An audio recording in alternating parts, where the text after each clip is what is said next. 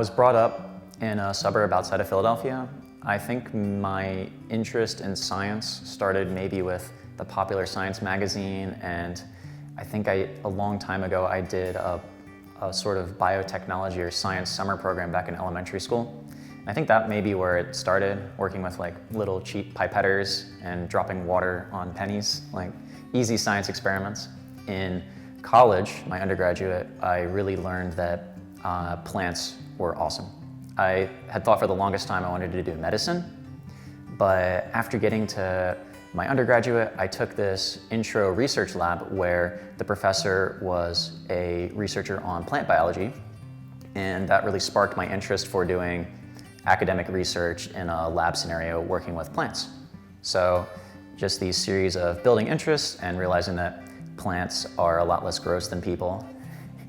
And when you work with plants, you have a lot of flexibility with your research, and they're also green, and it just feels good to work with a plant. You know, working with trees, it feels good, like a wholesome activity. Still work in academia, and I still work in research, but research where I get to go out and meet the people that my research is helping, rather than hoping that one day my research builds into something more. So I really wanted to be closer to that end product. And that's what led me to plant pathology, which I had learned is this merging of working with plants, but also working with people, and being able to get out in the field and shake hands with growers, really figure out what is the issue that's bothering them, and leverage my knowledge as a scientist, a geneticist, or a plant pathologist, and help them with their issues. I think I'm really passionate about my current research project because it is on the more applied side of things. So not just with my specific research project, but working in my program with Dr. Miri, I can go out to growers and discuss with them the issues they're having with blue mold or other post-harvest decays. And I get the opportunity to speak with people who are actively dealing with these issues. When you're working on more fundamental research that's removed from a program like plant pathology, where we have such good interchange between the growers who benefit from the research and the researchers who benefit from the grower support, when you're working with a more basic and fundamental research project, sometimes you lose that connection between, it's hard to see the forest of the trees, where you're looking at this one tree for 4 or 5 years, and then you don't get to see the rest of the forest. But with plant pathology, I feel like it's easier to talk with people who have real issues and are working with my crops, like it's their livelihood. And I can really step back and look at the whole orchard in this scenario. But yeah, you can really see the forest. I'd say to know if you want to pursue a career in research, you need some amount of curiosity. Do you like to answer questions?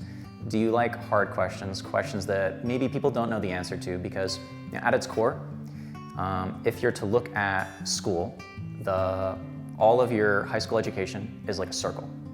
Your undergraduate education, it's like a little bump out in one direction. But when you pursue a PhD, it's like a needle going out in one specific direction, where you're really trying to chip away at the forefront of human knowledge. And that sounds really, I guess epic might be a word, but you're trying to chip away at the forefront of what we currently know about a really specific topic. And in that, you get to answer a question that has never been answered before.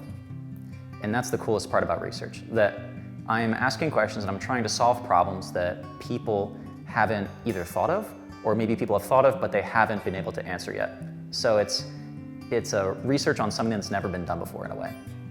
And of course, I'm influenced by other scientists and I'm influenced by prior research, but as a researcher, I always try to take it one step further into the unknown. And that's what really drew me to research and academia, the ability to take it one step further into the future. I think that's thrilling.